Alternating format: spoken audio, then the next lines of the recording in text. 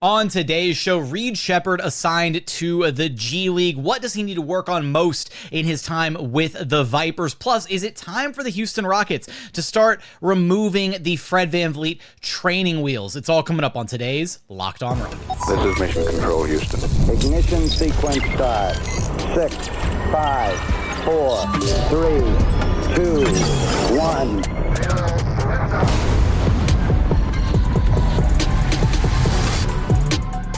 What's up and welcome to another edition of Locked On Rockets, your daily podcast home for everything Houston Rockets basketball. As always, I'm your host, Jackson Gatlin, native Houstonian and credentialed media member. I'm also the host of Locked On NBA Thursdays. Be sure to follow along wherever you listen to your podcasts or on YouTube. Just search Locked On Rockets, where the best way you can help us grow our show is to listen every single day on a podcast platform of your choosing. Like and subscribe on YouTube. Drop us a comment while you're there. What are you hoping Reed Sheppard gains from his trip down to the G League? What do you think he needs to work on most while he's with the Vipers? Let me know in the YouTube comments, or just do a drive-by, say go Rockets. It helps us out a ton. Subscribe to the daily Locked On Rockets newsletter. Would also sincerely appreciate that. Now, today's episode is brought to you by FanDuel. From big upsets to game-winning drives, the NFL playoffs are better with FanDuel. New customers can bet $5 and get $200 in bonus bets guaranteed, win or lose. Visit FanDuel.com to get started.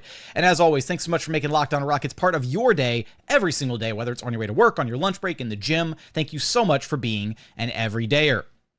On today's show, we're going to get into a little bit of discussion about, is it time for the Houston Rockets to start to wean themselves? Well, they already started, but is it time to really potentially move on from the Fred VanVleet training wheels of the Houston Rockets offense?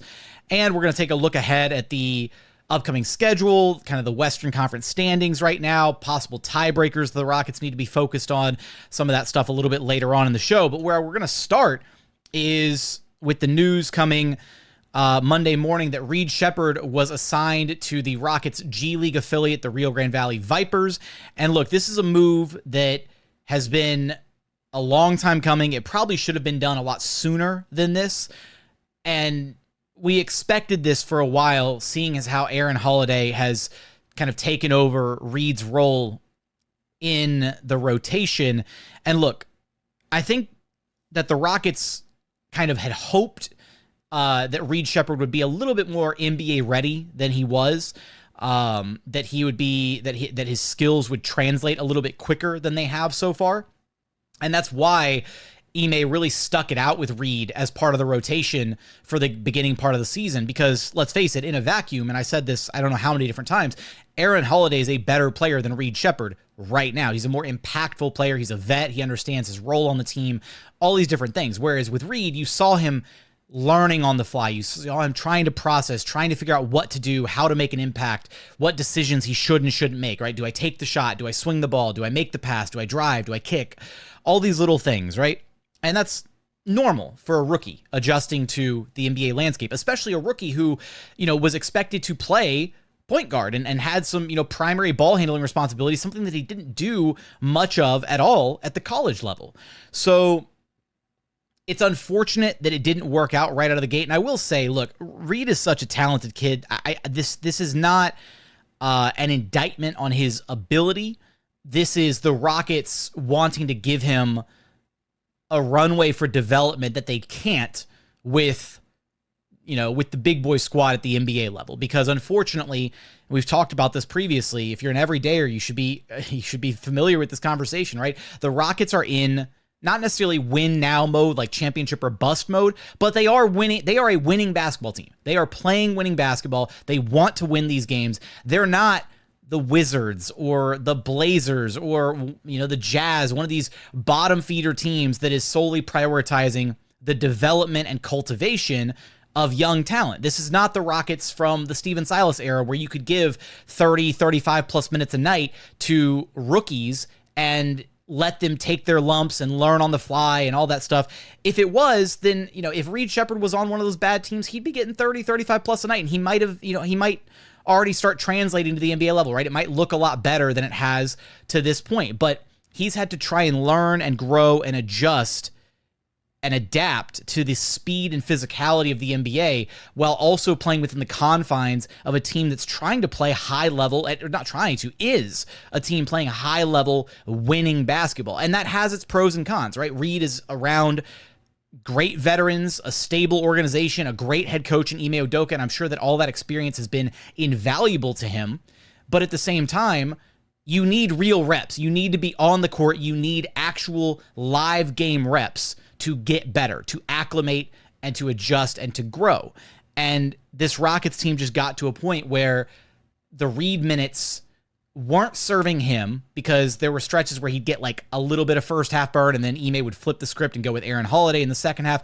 It's not enough for Reed to only get 10 to 15 minutes a night of backup guard play minutes. If he had looked a little bit more NBA ready and look comfortable and confident in that role, then maybe the Rockets would have been content with bringing him along a little bit slowly, letting him continue to get those, 10, 15 minutes a night, and just be content with that being kind of the developmental runway that he was going to get.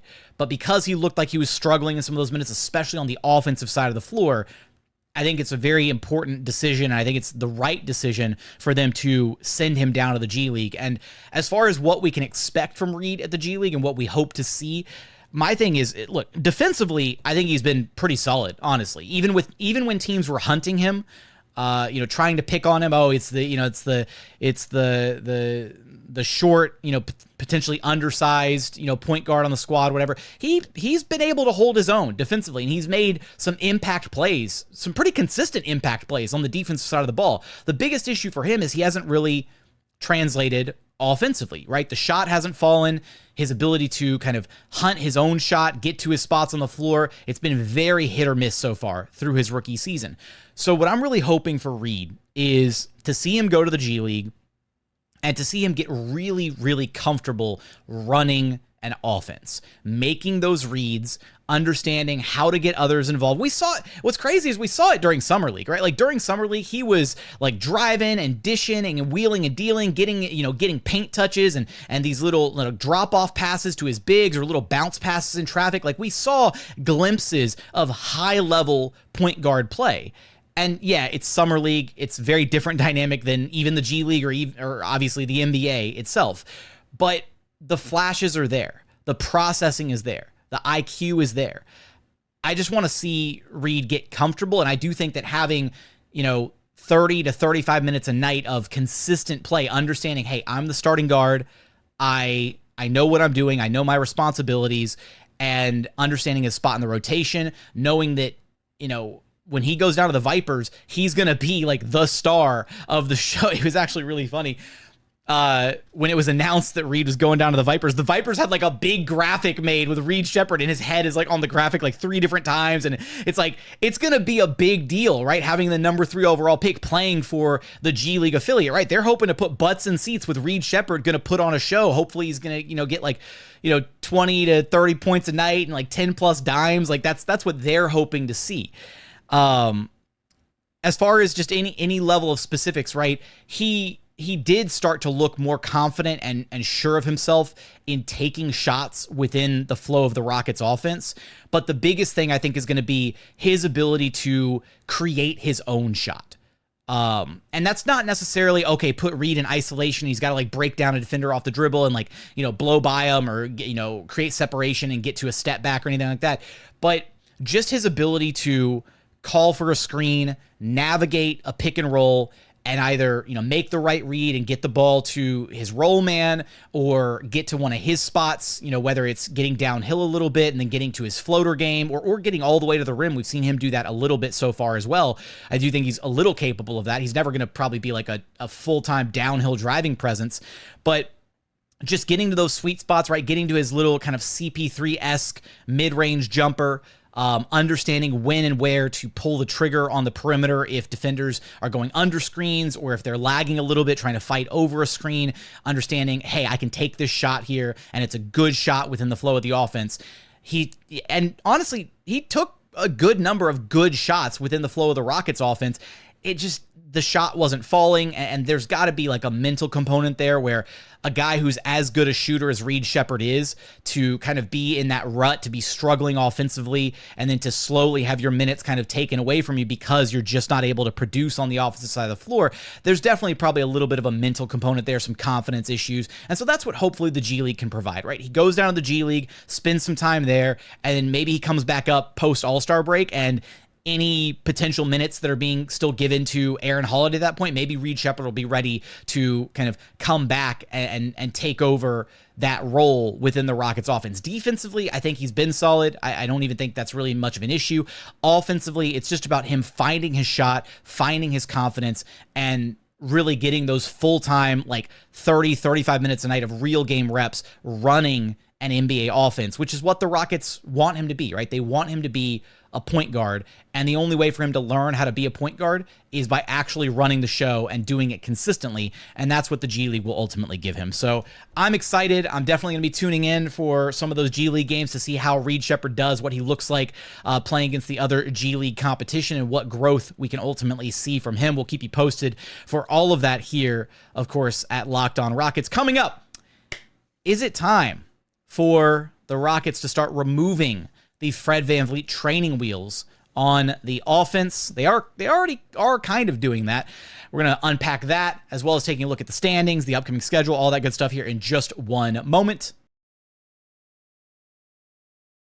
First, today's episode is brought to you by FanDuel. From big upsets to game-winning drives, the NFL playoffs are better with FanDuel. Right now, new customers can bet $5, just $5, and get $200 in bonus bets guaranteed. That's $200 in bonus bets, win or lose. The FanDuel app gives you everything you need for live bets, same-game parlays, and so much more. Just head on over to FanDuel.com. Take a look at all the different odds available. Check out their parlay builder. You can place bets on who you think is going to be the Super Bowl MVP or just the outright favorites to win the Super Bowl this season. Right now, the Lions sitting at plus 320, the Chiefs plus 370, the Ravens plus 550, the Bills plus 600, and then the Eagles rounding out the top 5 at plus 650. So for all those odds and so much more, head on over to FanDuel.com to join today and get started with $200 in bonus bets, win or lose. That's FanDuel.com. Make this playoff season unforgettable with FanDuel, an official sportsbook partner of the NFL.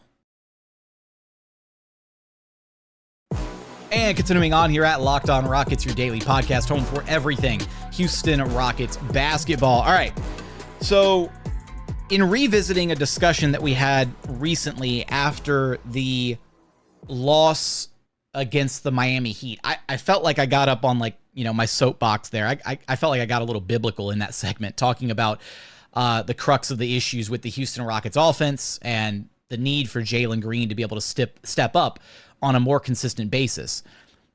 I think that what we're seeing and what we've been seeing over these last, few weeks, about 7-8 games or so, especially this most recent stretch against some good competition, the Mavs, the Celtics, now the Lakers, is a Jalen Green that is still finding ways to be consistent on a night in, night out basis offensively.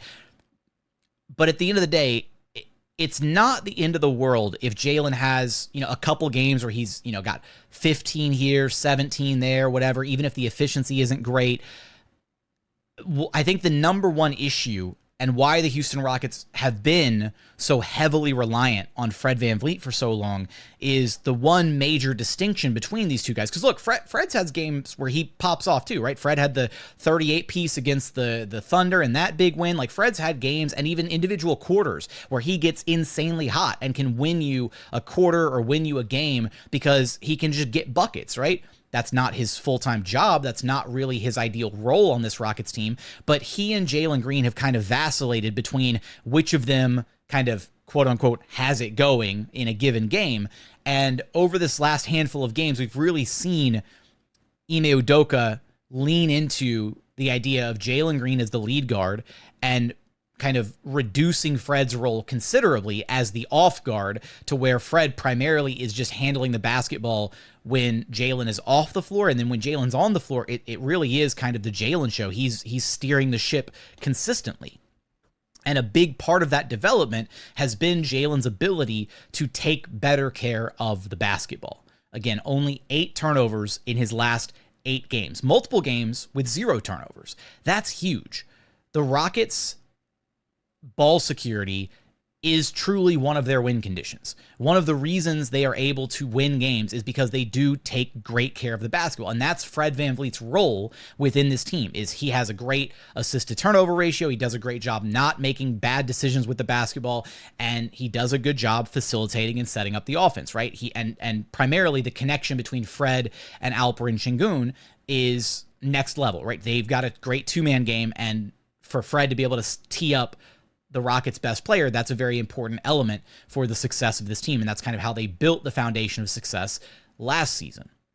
But when you compare Fred and Jalen, when you look at them both, they've both been wildly inconsistent this season. Now, Fred probably has a little bit of an edge on the defensive side of the basketball, just vet instincts, a little bit of know-how. He's got that innate ability to like get those strips when guys are going up for shots around the rim, the blocked shots that count, the Fred VanVleet special. So he probably brings, a little bit more in the way of defense, but that's not to say Jalen Green's a bad defender. Jalen Green has improved so much on the defense side of the ball. He's been impactful defensively. Some of the plays in these recent stretch of games, right, seeing him get those like late recovery blocks and then getting out in transition, running some of the individual, isolation defensive possessions, D'ing up on guys like Jason Tatum and forcing them into really tough, contested, fall-away jumpers. Like, that's phenomenal work from Jalen Green. So what I'm getting at here is, I think the main difference when you really look at their body of work this season in particular, or just it really in totality, the main differences between Fred and Jalen, Jalen's offensive highs are so much higher than Fred VanVleet's. Like, when Jalen gets hot, when he gets going right, Jalen is, he's a 30-piece, 40-piece waiting to happen. And he can, obviously go off for 15, 20 points in a given quarter. That's how, scorching hot he can get when he gets it going. Fred can kind of do the same, but Fred doesn't have nearly the highs that Jalen does when he does get it going. And Fred also doesn't have the same downhill gravity, the same finishing ability around the rim, the transition ability. Like, he's not anywhere near the athlete Jalen is. But what Fred did bring to the table was the ball security, right? The ability to orchestrate and set up the offense. But the more that we see Jalen growing into that role, the more that we see Jalen able to take care of the basketball, able to limit his turnovers, able to leverage his gravity and create opportunities for his teammates, the less and less necessary Fred VanVleet ultimately becomes. Look, Fred was brought here to be the training wheels for this Rockets team. He was brought here to be a veteran voice in the locker room, to be an extension of Ime Udoka and the coaching staff, to provide leadership, to help instill this defensive culture that Ime wanted. And he has achieved all of that and then some, right? Especially given, the fact that, again, I think that the ideal vision for this Rockets team was that Jalen Green would be a little bit more ready to take the reins offensively than he has been up to this point. But I think we're starting to see that transition happen in real time, where Fred is now able to kind of fade into more of that ancillary role on offense, playing more off ball and allowing Jalen Green to kind of run the show and be the true lead guard that this Rockets team needs him to be. And as that development continues, in conjunction with Amin Thompson's mandatory insertion into the starting lineup in place of the injured Jabari Smith Jr., I think it presents a very interesting opportunity here over this next month or so, where if Jalen Green can stay consistent over this next month as we approach the NBA trade deadline, and if Jalen can continue limiting the turnovers, if he can, pick up the assist game a little bit further. I'm not asking Jalen to average, 7, 8, 9, 10 assists a game or anything, but just continue to orchestrate, get teammates involved, get his own buckets, right? Get, anywhere from 20 to 25 on decent efficiency per night, and then anywhere from 4 to 5 assists would be phenomenal. Like, that would be an incredible stat line for Jalen Green. And I think that's attainable. I think he's capable of doing that if he's taking care of the basketball and making the right reads, right? And using everything he's learned up to this point to be kind of the best version of himself. if you can get that version of Jalen over this next month or so, I think it pretty much makes Fred expendable. And that presents a very interesting opportunity because Ime Thompson's going to be in the starting lineup, and he's, one game in, he looks like he's going to continue to excel in this role. And, we're going to have a month of data to see what Ime Thompson looks like playing alongside Jalen Green, playing starter level minutes with Jalen Green, and what that potentially unlocks for Jalen Green as well. Not just Ime Thompson's impact, but how those two guys are able to feed off of one another. There could be a world where once Jabari Smith Jr. is healthy and ready to return to the Rockets and ready to return to action, that the best iteration of this Rockets team is benching Fred VanVleet and essentially moving on from the training wheels that the Rockets brought here to grow and cultivate the young guys. Fred VanVleet was never the long-term answer. Fred VanVleet was never going to be the long-term solution. Fred was very unlikely to be a mainstay fixture or even possibly the starting point guard of this Rockets team when they were playing high-level competitive basketball again. Now, they are, and they've been great this season, and they're hopefully going to have, a first-round playoff series and maybe even make it second round, maybe Western Conference. Who knows? Who knows how deep the Rockets can go this postseason? But for this Rockets team to unlock a different ceiling, right? They need to be able to wean themselves off of Fred VanVleet because he is inherently limited as a player. And I don't think this is a disservice to Fred. Obviously, look, the Rockets owe a lot to Fred VanVleet for his role in helping turn this franchise around. But at the end of the day, this is also a business, and the Rockets do have to do what's in the best interest of the organization. Now, maybe it's as simple as just Jabari's ready to come back. Jalen continues playing out of his mind as the lead guard. Ime Thompson looks fantastic in the starting lineup. And Ime has to have a sit-down conversation with Fred. And he's like, hey, Fred, look, you knew what the deal was when you came here. You knew what the deal was when you signed that contract. I got to move you to the bench because we got to start Jalen and Ime in the backcourt, and I got to put Jabari back out there at the 4. And hopefully Fred takes that. If that's the route they decide to go, then hopefully Fred takes that, in stride and understands that that's the best thing for the team. And then Fred just becomes the backup guard, right? And the Rockets continue to flourish with the success of the youth, right? With a backcourt of Jalen Green and Ime Thompson, and Fred can just be, a very suitable high-level backup guard and still get plenty of minutes and might even still close out some games situationally, right? He would still be a very important part of this team.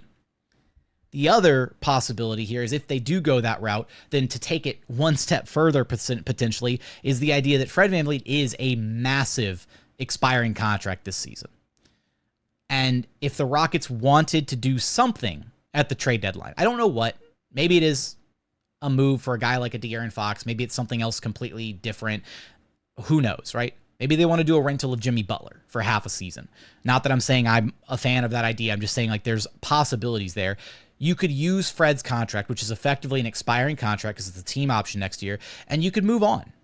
And you could allow Jalen to be the new lead guard of the team, the primary initiator. Ime Thompson would be able to take some of those playmaking reps as well as the secondary guard in the Rockets offense. You go back to Jabari in the starting lineup, and that sounds like a very exciting team. You suddenly get a lot bigger. You have your two best defenders out on the court in the starting lineup in Ime and Dillon Brooks. You have Jabari back out there with his versatility and his floor spacing. And as long as Jalen is able to run the show while limiting turnovers, even if he's a little inconsistent, even if he has a game where he's only, putting up 15 on bad efficiency, guess what? Fred's doing the same thing. Fred has plenty of games where he has poor efficiency and he's not hitting his shots and he's going, 1 for 9 or 2 for 10 from beyond the arc. The difference is Fred provides a stable hand. Fred has provided the ability to take care of the basketball. But if Jalen is also suddenly providing those same skills, then there's no reason not to just let him run the show and kind of take the lumps and bruises as they come, because Fred's going to have plenty of those games too. Fred's going to have plenty of his up and down games, and it makes more sense to let Jalen Green, the guy who still has insanely sky-high potential, let him get those reps instead of Fred VanVleet. And I think at that point, the Rockets' ceiling becomes immensely, higher. It's also worth noting that right now, the dynamic for a while has been, Fred takes care of the basketball, Jalen Green is the off guard, and Jalen Green's the one who's been inconsistent, up and down, struggling, has had turnovers, whatever. the dynamic would then shift to where Jalen Green would be the lead guard. He would ideally, in this scenario, be the guard taking care of the basketball, understanding, initiating the offense, making those reads, while then his backcourt running mate and Ime Thompson would then be afforded the opportunities to have those games where he's figuring it out, right? Ime would probably still have, a few turnovers here and there and make some mistakes. And hey, it would be Ime Thompson's turn to learn, kind of passing the torch there. Jalen becomes the lead guard. He's in charge of taking care of the basketball. And then Ime Thompson gets to learn and figure out how to attack, how to kind of be the best version of himself. He would then learn how to limit his turnovers and take care of the basketball and be that ancillary piece or be that secondary creator next to Jalen Green. I think there's a lot of possibility there. And again, I think that for the Rockets to be the best version of themselves, for them to unlock their maximum potential, that's probably the route that they have to go if they're not looking to make a splashy trade, if they're not looking to, leverage a trade on the roster to get a De'Aaron Fox or a Devin Booker type this season at the trade deadline, then that seems to me the most logical route to go to get as much information as possible on Jalen as a lead guard, on a Jalen Ime backcourt and any potential merit that has as a future backcourt pairing for the foreseeable future. And then you're able to then revisit this upcoming offseason and decide, okay, we gave Jalen half a season as the lead guard with no Fred VanVleet in his way. What did it look like? Was it a train wreck? Was it good? What did it have moments? Whatever. And then we can finally kind of put to rest and be like, all right, the Rockets gave Jalen every chance in the book to succeed. They removed any potential roadblock in Fred VanVleet, and they basically said, it's time to sink or swim. What do you got for us? And if he excels, amazing. If he struggles, then you revisit, what his timeline, what his future with this team looks like in the offseason. I'm very curious your thoughts on that. How do you feel about what that lineup would look like if the Rockets should consider either moving on from Fred VanVleet completely by trading him or by reducing his role and moving him to the bench down the line once Jabari Smith Jr. is healthy and is able to return? Let me know your thoughts in the YouTube comments. Coming up, we're going to get to our final segment where we take a look at the Western Conference standing, the upcoming Rockets schedule, tiebreakers, and more. We're going to get there in just one moment. First, today's episode is brought to you by PrizePicks. Look, basketball season is heating up, and there's no better way to get real money action while watching your favorite NBA stars than with PrizePicks. Whether you're a diehard fan or you just love some friendly competition, PrizePicks makes it fun and easy to turn your basketball knowledge into cold, hard cash. Here's how it works. You pick more or less on at least two players for a shot to win up to 1,000 times your cash. Maybe you think LeBron's going to drop 30 points, or maybe Luka's getting more than 8 assists. PrizePicks lets you make your predictions and put your money where your mouth is in just 60 seconds. Look, I've been using PrizePicks throughout this season. Last week, I picked Jalen Green to score more than 25 points and Alperen Sengun to grab more than 10 rebounds. That's the kind of action that I'm talking about. And with PrizePicks flex play option, even if one of my picks doesn't hit, I can still double my money. Plus, once I hit, I get my money fast. Sometimes it's as quick as 15 minutes. It's honestly the best way to keep the game exciting. Now's the perfect time to join. Download the app today and use code LOCKEDONNBA to get $50 instantly when you play your first $5 lineup. That's right. There's no need to win to get the bonus. It's guaranteed. PrizePicks, run your game. And final segment here at Locked On Rockets, your daily podcast home for everything Houston Rockets basketball. All right, so the Rockets just made it through a pretty grueling stretch of the schedule, this 5-game homestand, where again, they underperformed relative to expectations. Look, I called it. I thought they were going to go 3-2 on the homestand. I thought they were going to take the first 3 games, lose to the Celtics, and then have a bit of that hangover loss and lose to the Lakers. And they wound up doing nothing anywhere remotely close to that. They lost the first 2 in embarrassing fashion against the Wolves and the Heat with the late game collapses. They won against the Luka-less Dallas Mavericks. They got spanked by the Celtics, albeit, very depleted roster in that game. And then, had a strong outing against a pretty solid, respectable Lakers squad. So not the end of the world to go 2-3 in that stretch. It was a very, arguably, if not, the hardest stretch of the season for the Rockets, those 5 games against some very quality opponents. But the Rockets are still, despite struggling during that homestand and only going 2-3, they're still the 2 seed in the Western Conference. Now, there is not a chance in hell that the Rockets are going to catch the 1 seed OKC Thunder. It's just not happening. The Thunder are 7 games ahead of the Rockets in the standings. They're 30-5. Unbelievable record.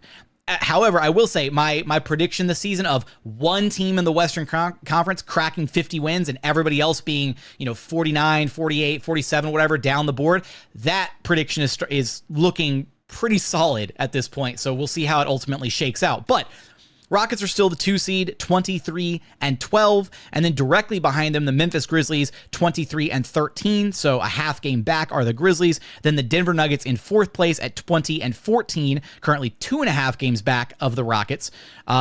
Then the Lakers in 5th seed, Mavericks 6th seed, Clippers in the 7th seed. However, the Clippers did just get Kawhi Leonard back, so the Clippers could look to kind of rocket up the standings here in a minute.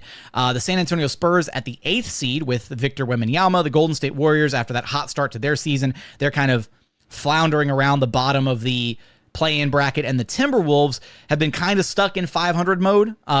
Still better than the Sacramento Kings, but we'll see by how much. And, Doug Christie's had the Kings winning some games here now, 4-game win streak. The Suns are continuing to implode, which is great for the Rockets because hashtag Suns pick watch. How hilarious would it be for that Suns pick to convey at number 1 or number 2 overall, the swap rights, that is, and for the Rockets to be able to walk away with like Cooper Flagg from this upcoming draft, in addition to finishing as one of the best teams in the NBA. That would be an insane turn of events. And that's a whole conversation for another day. Like, would it be worth it do you draft Cooper Flagg or do you trade him for an established star player?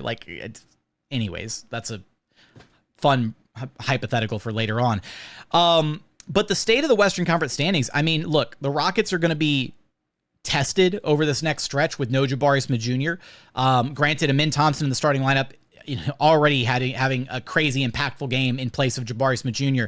And so we might not necessarily feel the loss of Jabari quite as badly as we thought when he was initially announced, to be going out.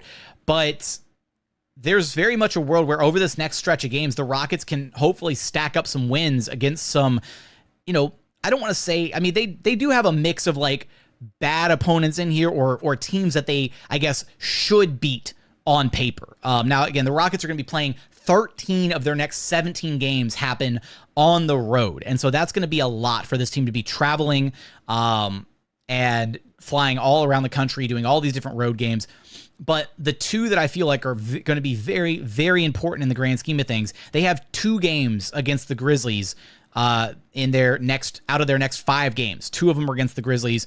Thursday, January 9th, they play on the road in Memphis. And then Monday, January 13th, they play the Grizzlies again in Houston. So they'll see them in a very short amount of time, not quite back-to-back, but just one game in between them against the Atlanta Hawks.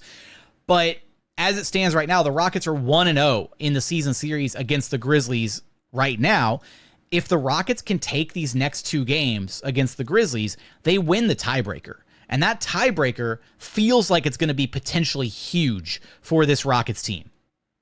Just looking at the lay of the land in the Western Conference, how these standings are kind of shaking out, it feels like the Grizzlies and the Rockets are going to be there, like right there, neck and neck, competing for one of those top spots in the Western Conference, assuming everything kind of holds steady at this point, and being able to have that tiebreaker to guarantee, okay, yeah, if you wind up with the same record, whatever, as the Grizzlies down the line, to be able to have that tiebreaker would be huge for playoff seeding implications, all that stuff. The Rockets would feel much more comfortable as the 2 seed and getting to play probably the LA Clippers or the San Antonio Spurs than they would being potentially the 3 seed. Like if the playoffs started today, the Rockets are the 2 seed, they would play the Clippers. If they fell down to the 3 seed and the Grizzlies were the 2 seed, then the Rockets would be stuck playing the Mavericks, the team that literally just came off of a Western Conference Finals championship. So there's a very distinct difference level in quality of opponent when you go from being that potential 2 or 3 seed down to, again, that 3 seed, 4 seed, 5 seed, whatever.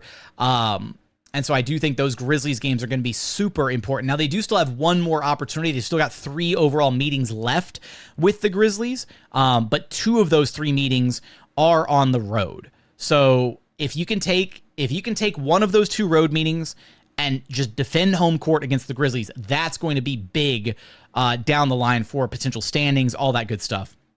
Now, as far as the actual schedule goes for this next stretch of games, I mean, the Rockets have a bunch of games here on paper that they should win. On the road against the Wizards should be a win. The Hawks have been playing some solid basketball, but I don't think they're a team that, like, the Rockets... I feel like on paper, the Rockets should be able to handle the Atlanta Hawks. On the road against the Nuggets, that's going to be one of the harder games during the stretch. On the road against the Kings, the Kings have struggled for most of the season, but maybe there's a world where, with Doug Christie kind of running the ship now in place of Mike Brown, maybe they turn things around there. On the road against the Blazers should be a win. At home against the Pistons, even though the Pistons are playing some much better basketball this season, they lost Jaden Ivey, a big blow to them. And honestly, the Pistons-Rockets matchups are always really fun, but that should be a win. They've got a pair of back-to-back games against the Cavaliers later in the month, and then they go on the road to deal with the Celtics, the Grizzlies, then back home against the Nets. It feels like for the rest of the month of January, there are some top-tier opponents that they've got to deal with. They've got to see the Grizzlies 3 different times throughout the rest of the month. They've got to see the Nuggets, the Cavs twice, the Celtics again. But they've also got a bunch of games in there that they should win. And for an upper echelon team, for a team that's at the top of their conference, sitting at the 2 seed, what you want them to take care of business against the bad teams on paper.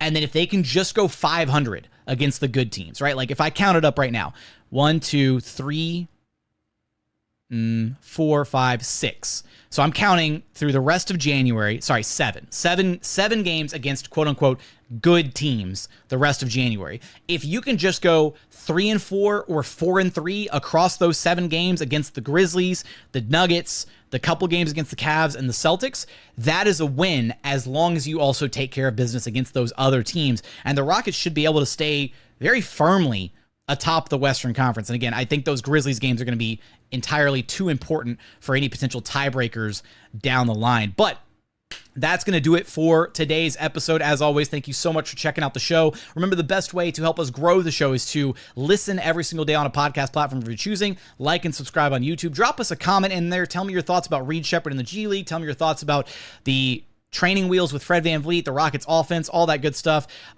Give me some predictions for how you think the Rockets are going to fare in this next stretch of their schedule.